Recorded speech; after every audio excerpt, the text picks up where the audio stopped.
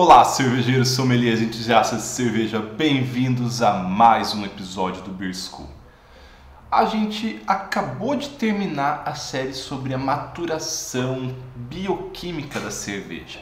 E aí a gente combinou, de que quando acabasse essa série, a gente emendaria na maturação química ou no envelhecimento. Maturação química porque pode ser considerado maturação só em casos muito específicos. No mais, esse período a mais que a cerveja tem, que ela sofre depois dessa maturação biológica, depois da clarificação, períodos de 30, 40, 50, um ano, só em casos muito específicos vão melhorar a cerveja. No geral, a maior parte dos estilos, depois que a gente termina, que faz aqueles 3, 4 diazinhos de maturação bioquímica, abaixa, faz a clarificação e depois engarrafa, para a maior parte das cervejas ali ao final, é o máximo que ela consegue chegar. Então ela fermenta, matura e depois envelhece. E envelhecer é um termo ruim. A gente usa como um termo bom, mas envelhecer em geral é um termo ruim. E em geral, a imensa maior parte das cervejas se prejudica pelo envelhecimento. E hoje a gente vai fazer uma introdução das principais coisas que acontecem durante o envelhecimento da cerveja. Vamos lá?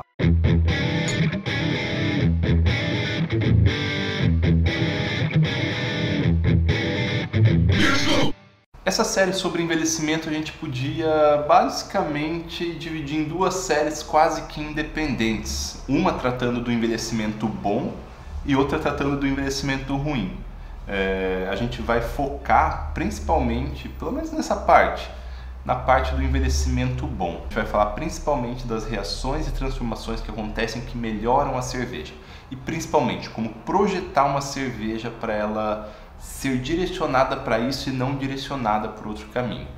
Essa primeira parte, a parte boa, ela de certa forma é um pouco mais fácil, mas ambas, se a gente for pegar do ponto de vista científico, são extremamente complicadas. E assim, entra numa coisa tão complexa, principalmente na parte do envelhecimento ruim, que quase nem compensa ser estudado, porque a variação dos dados que a gente tem disponível, por exemplo, qual que é a qualidade do lúpulo, quanto ela tem disso, quanto ele já passou, quanto ele já está envelhecido, essa variação que a gente tem nos parâmetros, ela é muito maior do que a precisão que a gente teria analisando isso do ponto de vista científico. Isso é uma daquelas partes onde a ciência e a arte começam a se misturar na cerveja. O envelhecimento é muito ciência, mas talvez é mais arte do que ciência.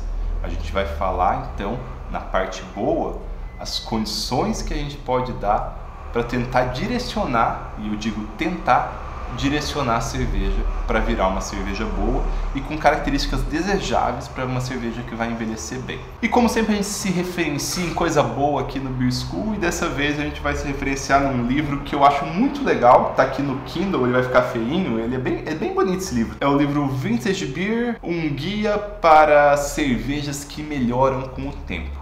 Não é um livro muito técnico, basicamente é um grupo de amigos, juízes, pessoa entendida, que entende de processo, e eles gostam de guardar cerveja, e eles têm um cellaring, que eu como falo em português, uma adega, que eles guardam e provam cervejas no decorrer dos anos e vão anotando os resultados.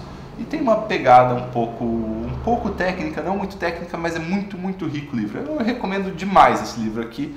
A gente vai se basear muito nele e tentar aplicar um pouco de outros conceitos, porque aqui é um livro mais sensorial do que um livro químico mesmo, do que acontece. E a segunda referência base vai ser um artigo incrível de 2016 que se chama The Chemistry of Beer Aging, a Critical Review. Então, a química do envelhecimento da cerveja, uma revisão crítica. Esse é um artigo que foi publicado numa revista técnica, que posteriormente virou o capítulo de um livro. Tá tudo na descrição aqui.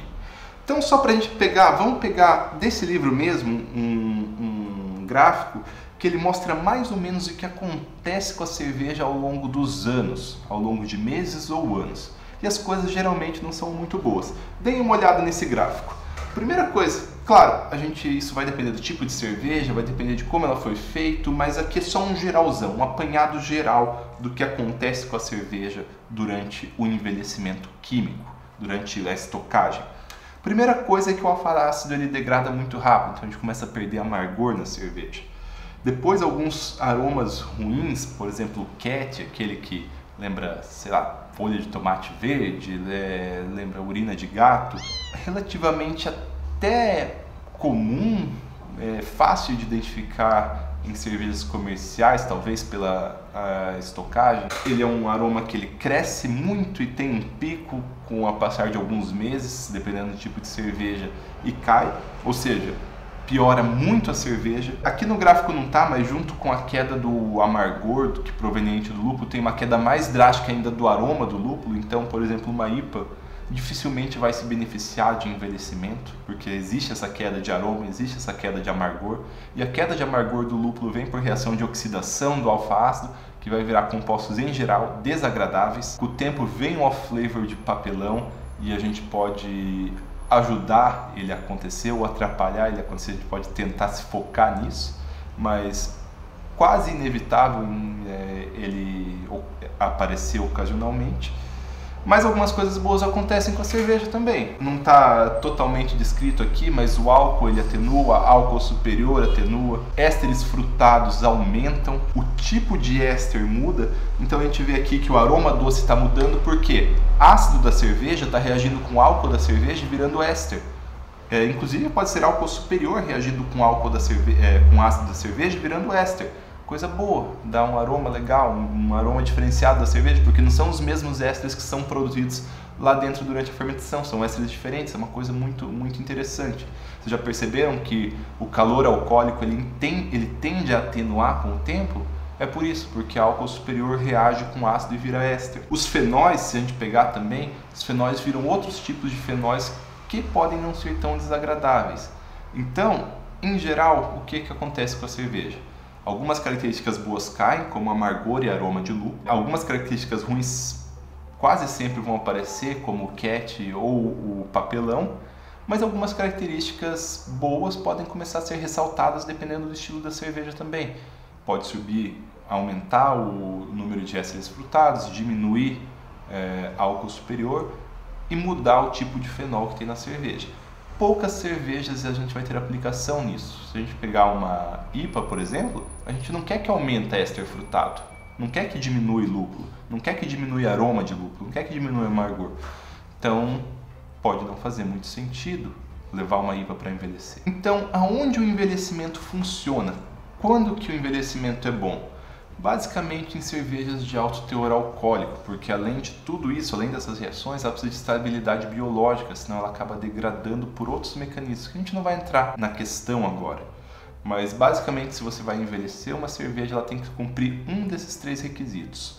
Ou ser uma cerveja muito alcoólica, pelo menos mais de 8%, ou uma cerveja ácida, podendo ser menos alcoólica, 5, 6% de álcool. Uma cerveja ácida já tem muita estabilidade microbiológica, porque o ácido atua então no lugar do álcool como substância conservante.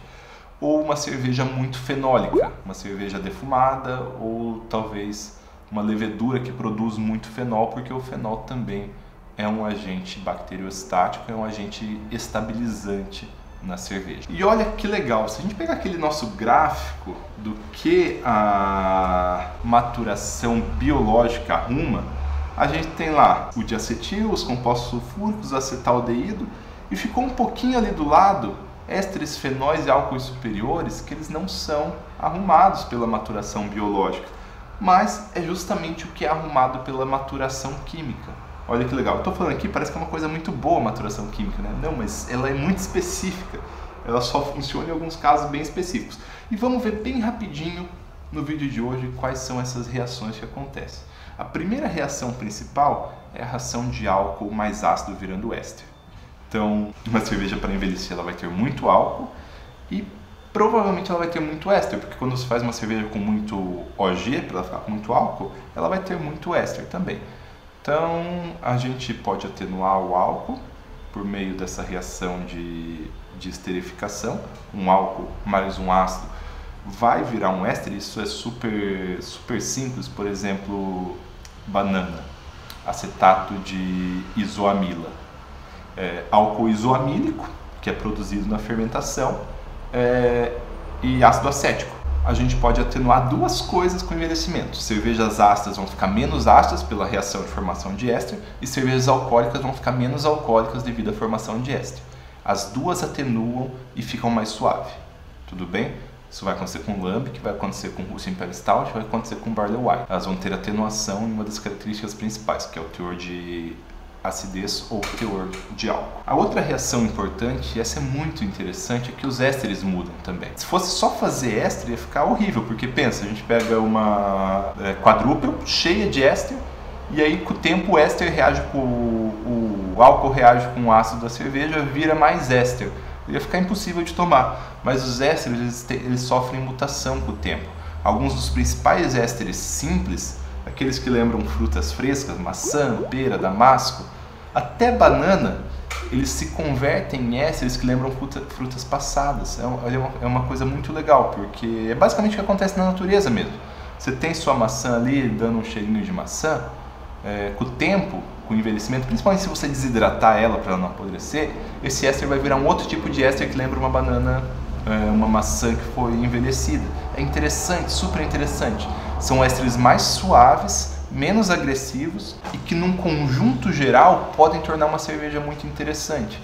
Uma exceção é o de banana, que eu falei aqui, que o banana ele degrada muito rápido num outro tipo de composto quase sem impacto sensorial. A outra coisa interessante que acontece é que os fenóis mudam com o tempo também. Se pegar uma Weiss, que vai ter cravo, se eu pegar uma quadrúpel, que vai ter aquele fenol picante, ou até uma Rauch Beer, que vai ter fumaça, ou algum outro fenol que lembra fumaça, com o tempo esses fenóis se convertem em fenóis mais complexos também. Fenóis mais complexos e em geral mais agradáveis, virando então de picante, cravo e fumaça para baunilha, couro e tabaco. Cara, sensacional. Sai do óbvio, do fenol óbvio, vai para um fenol mais complexo. Quem é tomador de Russian Imperial Stout aí deve saber muito bem o que eu estou falando. Essa nova série do Beer School, ela vai ser direcionada em dar condições para a cerveja envelhecer de forma adequada. Vai ser uma série talvez um pouco menos científica, um pouco mais baseada em relatos, principalmente no relato dos autores do livro de envelhecimento de cerveja. E quando a gente for para o envelhecimento ruim, quem sabe um dia no Beer School, isso pode talvez levar muito tempo ainda, aí sim a gente vê o que acontece do ponto de vista mais químico do envelhecimento. Espero que vocês curtam essa série, espero que vocês acompanhem a gente, vai ser super legal. Valeu? Muito obrigado e até a próxima.